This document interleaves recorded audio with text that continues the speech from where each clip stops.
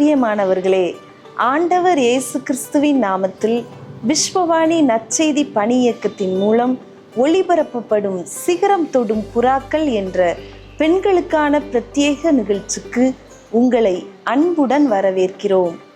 இந்த நிகழ்ச்சியின் ஒவ்வொரு பகுதியும் உங்கள் சரீரத்திற்கும் உங்கள் ஆத்மாவுக்கும் பலன் தரும், சிகரங்களை தொட உதவும். வாங்க நிகழ்ச்சிக்குள்ள போகலாம்.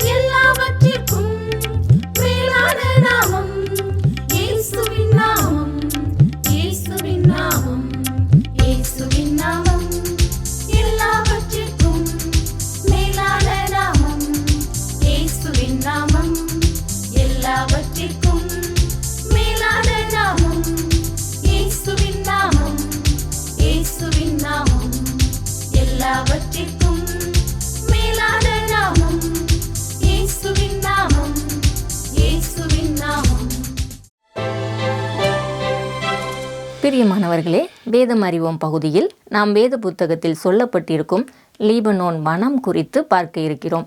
லீபனோன் 2 மலைத்தொடர்களுக்கு மத்தியில் உள்ள அழகான அருமையான இடம். சுமார் 120 கிலோமீட்டர் நீளமும் 16 கிலோமீட்டர் அகலமும் உள்ளது. லீபனோனுக்கு கிழக்கேயும் வடக்கேயும் சீரியாவும், மேற்கே மத்திய தரைக்கடலும், தெற்கே இஸ்ரவேலும் இதற்கு எல்லையாக அமைந்துள்ளது. கேதுரு, தேவதாரு மற்றும் வாசனை மரங்கள் நிறைந்த காடாக லீபனோன் அமைந்துள்ளது. லீபனோனின் சிறப்புகள் மிக அதிகம்.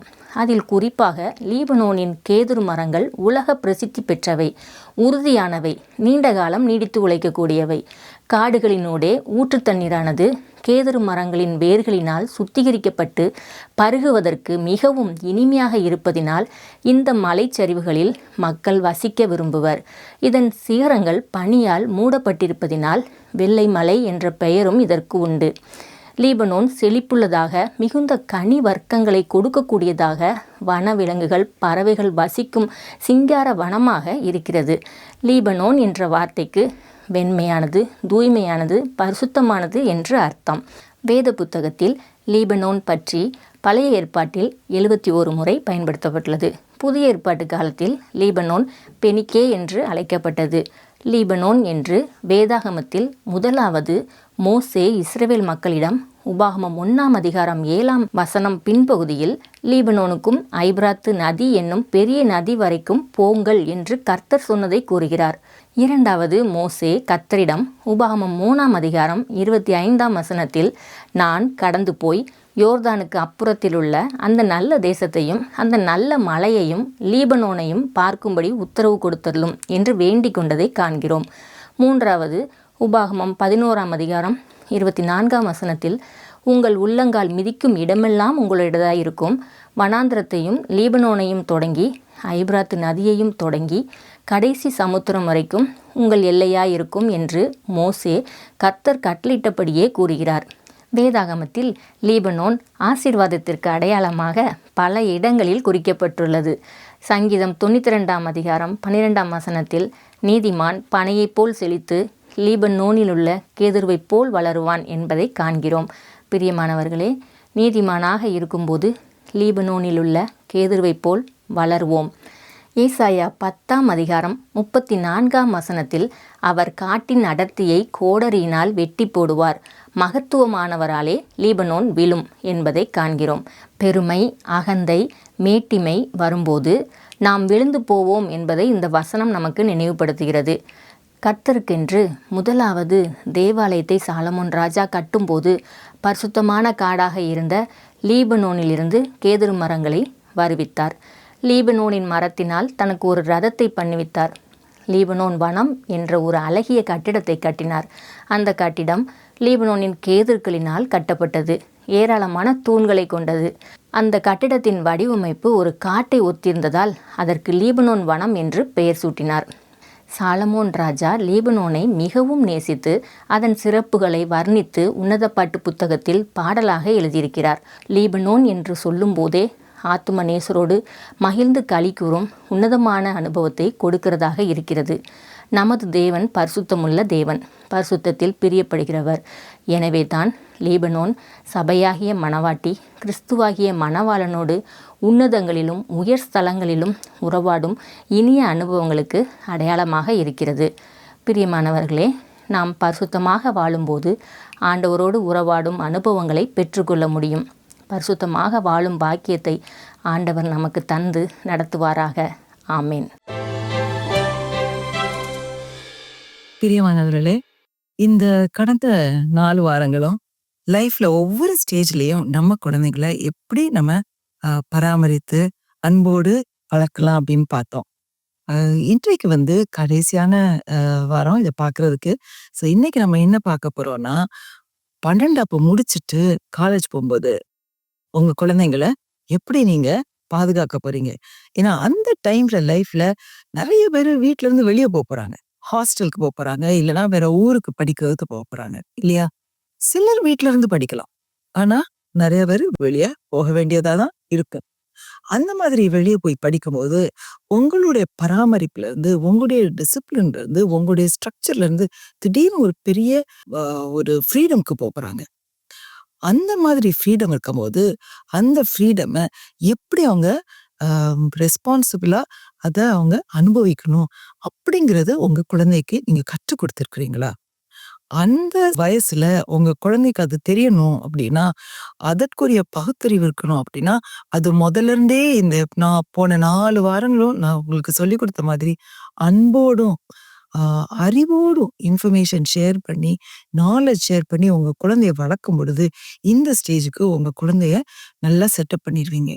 அது மட்டும் இல்ல, உங்க அன்பின் குரல் இப்படி நீ பண்றது நல்லது இல்லம்மா, இப்படி நீ பண்றது நல்லது இல்லப்பா, உனக்கு இதுதான் நல்லது அப்படின்னு உங்க அன்பின் குரல் உங்களுக்கும் உங்க குழந்தைக்கும் நடுவுல எவ்வளவுதான் தூரம் இருந்தாலும் அவங்க காதுல அது கேட்கும்.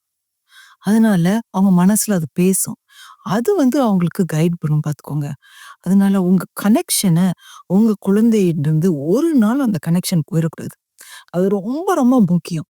வேற என்ன உங்களுக்கு வாழ்க்கையில இருந்து போனாலும் பரவாயில்ல, அந்த கனெக்ஷன் உங்க குழந்தை கூட இருக்கிற வரை அது அவங்களுக்கு ஒரு பாதுகாப்பு. அதை நல்லா மனசுல வச்சுக்கோங்க. அந்த மாதிரி சில வேளை அந்த உங்க குழந்தை யூனிவர்சிட்டி போயிட்டாங்களா, காலேஜ் போயிட்டாங்களா, போன பிறகு உங்களுக்கு தெரியப்படுது, ஐயோ மகன் சிகரெட் குடிக்கிறான், இல்லைன்னா மகா ஹாஸ்டல்ல இருந்து ராத்திரி வெளியே போறா, மகன் மதுபானம் எடுக்கிறான், இல்லைன்னா சப்ஸ்டன்ஸ் எடுக்கிறான், இல்லைன்னா மகா எப்படி பண்றா, பிள்ளைங்க தப்பானது பார்க்க கூடாததெல்லாம் பாக்குறாங்க, போர்னோகிராஃபி இருக்குது அதெல்லாம் பாக்குறாங்கன்னு யாரோ சொல்றாங்க என்கிட்ட, என் பிள்ளைங்க இப்படி பண்றாங்கன்னு. இப்ப என்ன பண்ண போறீங்க? அந்த மாதிரி ஒரு நியூஸ் உங்களுக்கு கேள்விப்படும்போது என்ன பண்ணணுங்கிறதுக்கு முன்னால என்ன பண்ணக்கூடாதுன்றத நான் உங்களுக்கு சொல்றேன். அந்த மாதிரி ஒரு பயங்கரமான நியூஸ் வந்தா கூட உங்க குழந்தைக்கு இந்த உலகத்துல இருக்கிறது ஆண்டவருக்கு அப்புறம் நீங்க தான். அதனால என்னதான் பண்ணீங்கனாலும் உங்க உறவு விட்டுறாமல், அது உங்க உறவு அற்று போகாம இருக்க மாதிரி பண்ணுங்க. உங்களுக்கு மனசுல எவ்வளவு கஷ்டம் வந்தாலும், எவ்வளவு கோபம் வந்தாலும் முதல்ல நீங்க உங்களை அமைதிப்படுத்துங்க. போய் நீங்க ஆண்டவர்கிட்ட கேளுங்க, எனக்கு தெரியல சாமி, இதை எப்படி நான் ஹேண்டில் பண்ணுவேங்கிறதே எனக்கு தெரியலையப்பா அப்படின்னு நீங்க போய் ஜெபம் பண்ணுங்க. அதுக்கப்புறம் உங்களுக்கு மனதுல எப்படியாவது ஒரு காம் வர்றதுக்கு நீங்க என்ன ஹெல்ப் எடுக்கணுமோ அதை எடுத்துட்டு நீங்க காமா இருக்கும் பொழுது உங்க குழந்தைய கூப்பிட்டு பேசுங்க. இம்மீடியட்டா ரியாக்ட் பண்ணி அவங்கள ஃபோன் எடுத்து திட்டுறது, நீ உடனே வீட்டுக்கு வா அப்படின்னு சொல்லி கத்துறது, வந்தா அடிக்கிறது, அத பண்ணாதீங்க. ஏன்னா அந்த மாதிரி பண்ணீங்கன்னா உங்க ரிலேஷன்ஷிப் அற்று போயிரும். உங்க ரிலேஷன்ஷிப் அற்று போய்விட்டால் உங்க குழந்தையின் வாழ்க்கை ஒரு ஆங்கர் இல்லாத படகு கடல்ல இருக்க மாதிரி தானா எங்கேயோ போயிட்டு இருக்கு. டைரக்ஷன் இல்லாம போயிட்டு இருக்கு. உங்களுடைய ரிலேஷன்ஷிப் தான் உங்க குழந்தைக்கு ஆங்கர். வாழ்க்கையில என்ன நடந்தாலும் திரும்ப நன்மைக்கு வர்றதுக்கு உங்களுடைய அன்பு தேவை. அதனால உங்க அன்பு, உங்களுடைய ரிலேஷன்ஷிப் அற்று போகாம கண்டிப்பா பாத்துக்கோங்க. ஒரு நாளும் உங்க பிள்ளைய, நீ இனிமே என் மகன் இல்ல, நீ என் மகா இல்ல, எனக்கு நீ கேவலமாக்கிட்ட என் வாழ்க்கைய, இவ்வளவு பிரச்சனைகள் கொண்டு வந்திருக்க, நீ இன்னையில இருந்து என் மகா இல்லைன்னு ஒரு நாளும் உங்க வாயில இருந்து வரக்கூடாது. ஒரு நாளும் அதை சொல்லாதீங்க. ஆண்டவர் நம்மளுக்கு அப்படி சொல்லியிருக்கிறாரா? நம்மள யாரும் தப்பு பண்ணாம இருந்துக்கிறோமா? அதனால தயவு செய்து அதை மட்டும் ஒரு நாளும் சொல்லாதீங்க. என்ன ஆனாலும் உங்க பிள்ளைய பாதுகாக்கிறது உங்களுடைய அன்பு, ஆண்டோட அன்புக்கு அப்புறமா. அதனால அதை எப்படியாவது நீங்க பராமரித்துக் கொள்ளுங்க. சரியா? இதை இன்னைக்கு உங்க மனசுல வச்சுக்கிட்டீங்கன்னா அப்போ அன்போடும் அறிவோடும் குழந்தைங்களை வளருங்க. அப்போ வாழ்க்கையில ஃபியூச்சருக்கு நல்லா செட்டப் பண்ணுவீங்க. ஜெபம் பண்ணணுமா? அன்புள்ள ஆண்டவரே, இதை கேட்கும் ஒவ்வொரு குடும்பங்களுக்காக ஜெபிக்கிற மாட்டாரே, இந்த மாதிரி பிரச்சனைகளிலே மாட்டிருக்கும் ஒவ்வொரு குடும்பங்களுக்காக ஜெபிக்கிறேன். நான் பிள்ளைகள் தவறாக இது பண்ணுகிறார்களே, அது பண்ணுகிறார்களே, என்னையால இதுக்கு ஒண்ணுமே பண்ண முடியாதே சாமி, என்னையால அதை கண்ட்ரோல் பண்ண முடியவில்லையே, என் மனசு உடைச்சு போயிட்டே அப்படின்னு நினைக்கிறேன். ஒவ்வொரு பெற்றோரையும் கர்த்தாவே உங்களுடைய கரங்களில் தருகிறேன் அப்பா. நீர் கிருபையாக இருங்க ஆண்டவரே. எங்களையே நாங்கள் திரும்ப திரும்பமாக பிளேம் பண்ணாதபடி கர்த்தாவே, எங்கள் பிள்ளைகளையும் திரும்பவுமாக பிளேம் பண்ணாதபடி கர்த்தாவே, உம்மை நோக்கி பார்க்க கர்த்தாவே நீர் கிருபை செய்வாண்டவை. இயேசுவே, எங்களுக்கு உங்களுடைய முகத்தை எங்கள் காட்டும் ஆண்டவரே. இருட்டான ஒரு நேரத்திலே, இருட்டா வழி தெரியாத ஒரு கருத்திலே கர்த்தாவே நீர் வெளிச்சத்தை தாரும். நீர் வழியை திறந்துடும் கர்த்தாவே. எங்கள் குடும்பங்களிலே அன்பும் சமாதானமும் நீர் காத்துக்கும். உங்களுடைய கண்கள் கர்த்தாவை எப்பொழுதும் எங்கள் மேல் இருக்கிறா, எங்களுடைய பிள்ளைகள் மேல இருக்க எங்களை உங்களுடைய கரங்களை திரும்பமாக சமர்ப்பிக்கிறோம். இயேசுவின் மூலம் ஜெபம். அன்பான சிகரம் தொடும் புறாக்கள் நேயர்களுக்கு இயேசுவின் இனிய நாமத்தில் வாழ்த்துக்கள். வேதத்தில் அநேக பெண்கள் இடம்பெறுகிறார்கள். இந்த நாளிலும் வேதத்தில் இடம்பெறும் ஒரு விதவை பெண்ணை குறித்து சிந்திக்க இருக்கிறோம். விதவை என்கிற பதம் வேதத்தில் 72 இடங்களில் குறிப்பிடப்பட்டுள்ளது. இன்று நாம் சாரிபாத் விதவையை குறித்து சிந்திக்க இருக்கிறோம். இந்த சம்பவம் 1 ராஜாக்கள் 17ஆம் அதிகாரத்தில் இடம்பெறுகிறது. உங்கள் வேத புத்தகத்தை 1 ராஜாக்கள் 17ஆம் அதிகாரத்திற்கு திருப்பிக் கொள்ளுங்கள். இந்த பகுதியை நாம் 3 தலைப்புகளின் கீழே சிந்திக்க இருக்கிறோம். முதலாவதாக சாரிபாத் விதவையும் தேவனும், இரண்டாவதாக எலியாவும் சாரிபாத் விதவையும், மூன்றாவதாக சாரிபாத் விதவையும் அவள் குடும்பமும் என்கிற தலைப்பிலே சிந்திப்போம். இந்த சாரிபாத் விதவை தேவனை அறிந்த தேவனுடைய பிள்ளை என்பதை இந்த அதிகாரத்தில் தெளிவாக பார்க்க முடியும். அவளுக்கு ஒரு சிறு மகன் இருக்கிறான், கணவன் இல்லை. எனவே அவள் ஒரு இளம் விதவையாக இருந்திருக்கக்கூடும். அவள் கணவன் எப்போ இறந்தார், எப்படி இறந்தார் என்பது இங்கு குறிப்பிடவில்லை. ஆனால் அவளோடு தேவன் பேசினார் என்பது இதில் தெரிய வருகிறது. எலியாவை தேவன் கேரித் ஆற்றண்டையிலே ஒளித்து கொண்டிரு, அந்த ஆற்றின் தண்ணீரை குடிப்பாய், அங்கே உன்னை போஷிக்க காகங்களுக்கு கட்டளையிடுவேன் என்றார் என்று 17ஆம் அதிகாரம் 3-4 வசனங்களில் பார்க்கிறோம். காலையும் மாலையும் அப்பமும் இறைச்சியும் கொண்டு வந்தது. ஆற்று தண்ணீர் குடிக்க இருந்தது. தேசத்தில் மழை பெய்யாததுனால ஆற்று தண்ணீர் வற்றி போயிற்று. 1 ராஜாக்கள் 17:9, நீ எழுந்து சீதோனுக்கு அடுத்த சாரிபாத் ஊருக்கு போய் அங்கே தங்கியிரு, உன்னை பராமரிக்கும்படி அங்கே இருக்கிற ஒரு விதவைக்கு கட்டளையிட்டேன் என்றார் என்று பார்க்கிறோம். இதன் மூலம் தேவன் விதவையிடம் பேசினார் என்பது உறுதியாகிறது. இங்கு 2 கேள்விகள் நமக்கு முன் வருகிறது. ஒன்று, தேவன் சாரிபாத் விதவையின் இடத்திலே என்ன பேசினார்? எந்த சூழ்நிலையில் பேசினார்? எலியா சொன்னபடி பஞ்சம் பெரிதாய் இருக்கிறது, இந்த பஞ்ச காலத்திலே என் தாசனை நீ போஷிக்க வேண்டும் என்றார். ஏதோ பேசினார் என்று அல்ல, கட்டளை இட்டேன் என்று குறிப்பிடப்பட்டிருக்கிறது. அந்த ஊரில் அநேக விதவைகள் இருந்திருக்கலாம், ஒரு விதவைக்கு என்று தேவன் எலியாவிடம் சொல்லுகிறார். அப்படியானால் இந்த விதவையை குறித்து ஒரு திட்டம் தேவனுக்கு இருந்தது. அது என்ன திட்டம்? தான் வாழ வழி இல்லாமல் திகைக்கிற நேரத்தில் அவளை வாழ வைப்பதற்கு தேவன் கொடுத்த திட்டம். தான் எலியாவுக்கு உணவு கொடுத்து பராமரிக்க வேண்டும் என்பது அவளுடைய எந்த சூழ்நிலையில் இதை சொல்லுகிறார் என்பதை சிந்திக்க வேண்டும். அவளுக்கு கணவன் இல்லை, குடும்பத்தில் அவளை ஆதரிப்பதற்கு உறவினர்கள் யாரும் இல்லை, உறவினரிடம் எந்த வசதியும் இல்லை. ஒன்றும் இல்லாத சூழ்நிலையில் தேவனால் அவளை காப்பாற்ற முடியுமா? அவள் திகைத்து கலங்கி நின்ற நேரம் 12ஆம் வசனத்தை பாருங்கள்.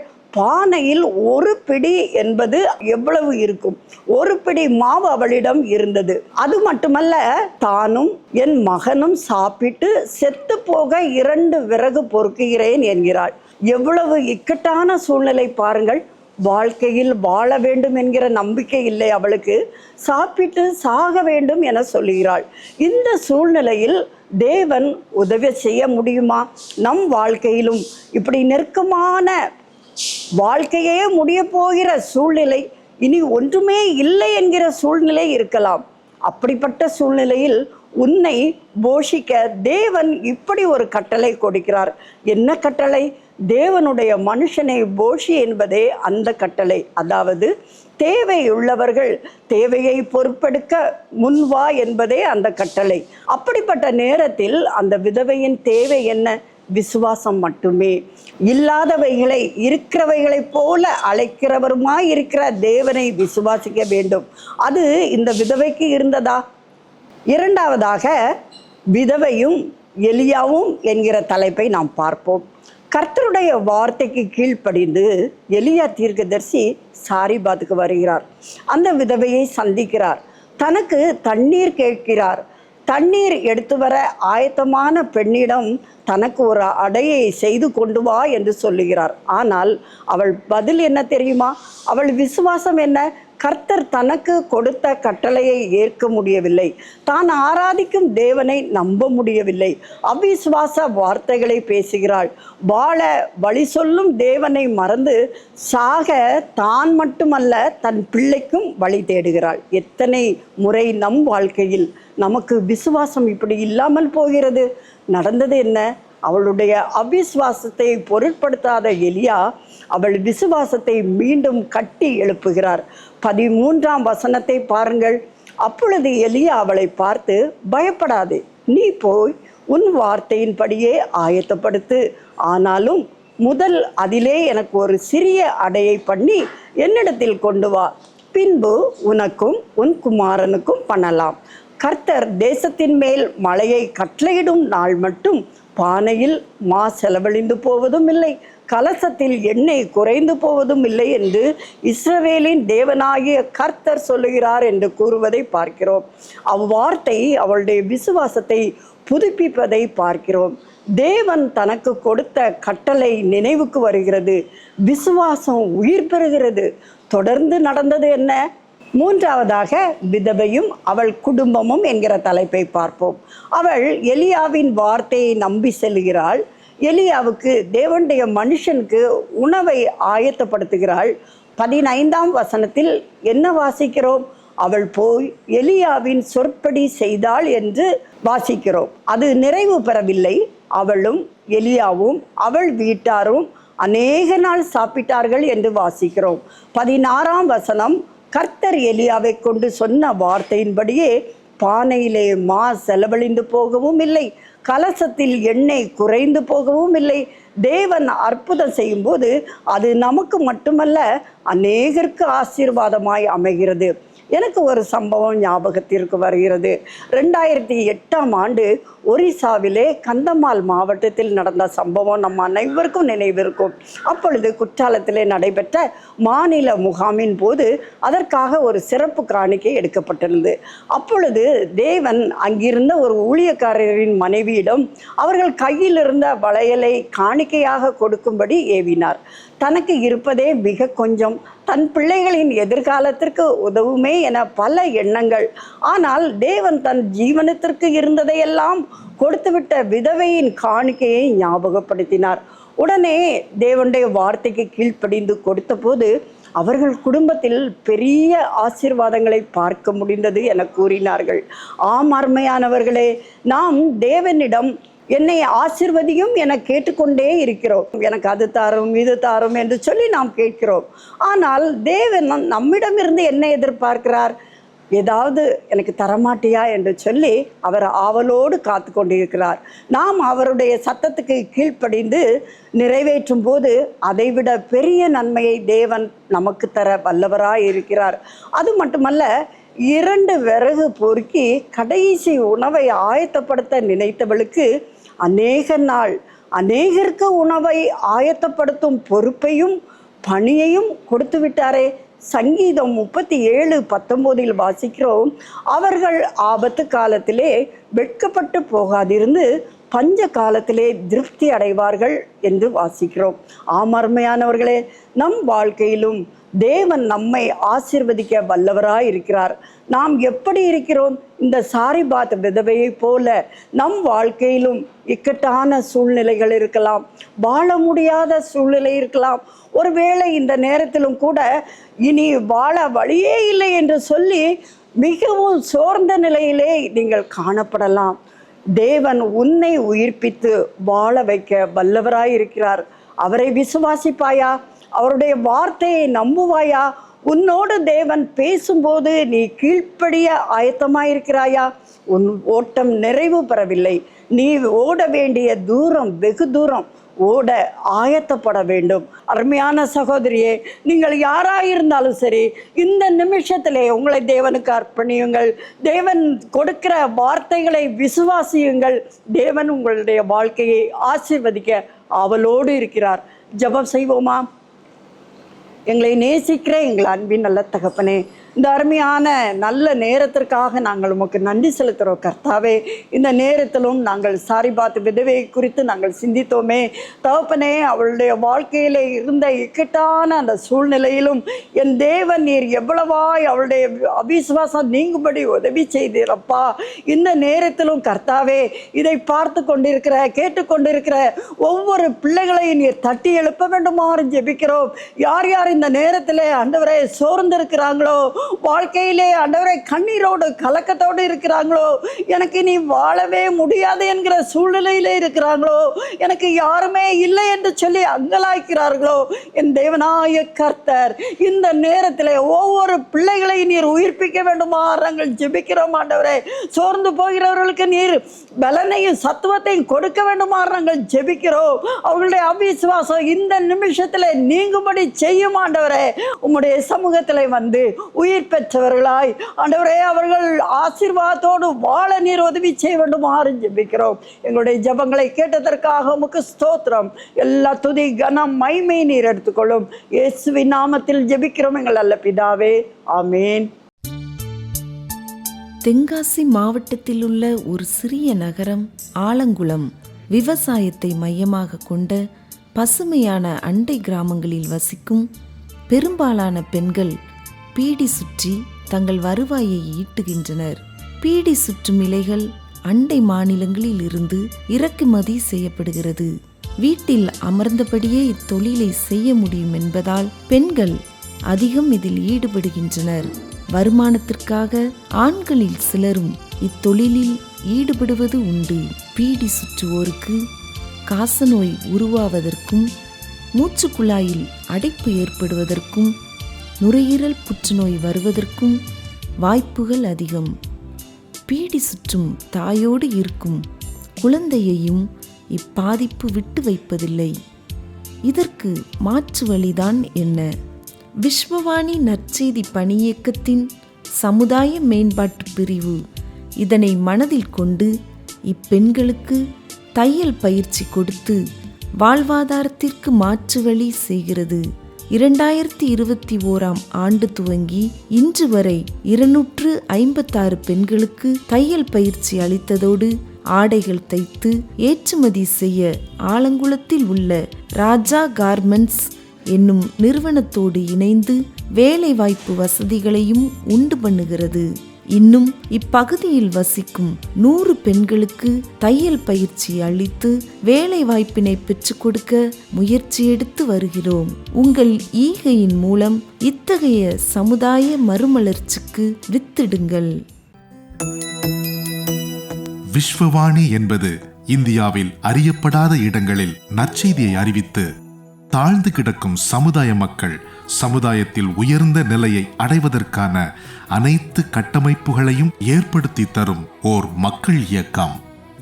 குடி, விபச்சாரம் என மனிதர்களை அழித்தொழிக்கும் பாவங்களிலிருந்து அவர்கள் நிலையான விடுதலையை பெற்றுக்கொள்வதற்கான வழிமுறைகளை அறிவித்து கல்வி அறிவு புகட்டி கைத்தொழில்களை கற்பித்து சமுதாயத்தின் சக மனிதர்களைப் போல அவர்களும் தலை நிமிர்ந்து வாழ வழி செய்யும் ஓர் அன்பின் ஐக்கியம். ஒரு கிராமத்தை பொறுப்படுத்து மாதந்தோறும் 4000 ரூபாய் அன்பின் ஈகையாக கொடுப்பதின் மூலம் ஓர் சமுதாயம் நம் கண்முன்னே மலர்வதை நீங்கள் பார்க்க முடியும். அவர்கள் ஆராதிக்கவும் தங்கள் சமுதாய மறுமலர்ச்சிக்கான திட்டங்களை தீட்டவும் ஓர் ஆராதனை கூடத்தை ஏற்படுத்தி தருவதற்கு எங்களை நீங்கள் தொடர்பு கொள்ளலாம். சிறுவர்களுக்கான கல்வி செலவை ஒவ்வொரு மாதமும் ரூபாய் 1500 கொடுப்பதின் மூலம் பொறுப்பெடுக்கலாம்.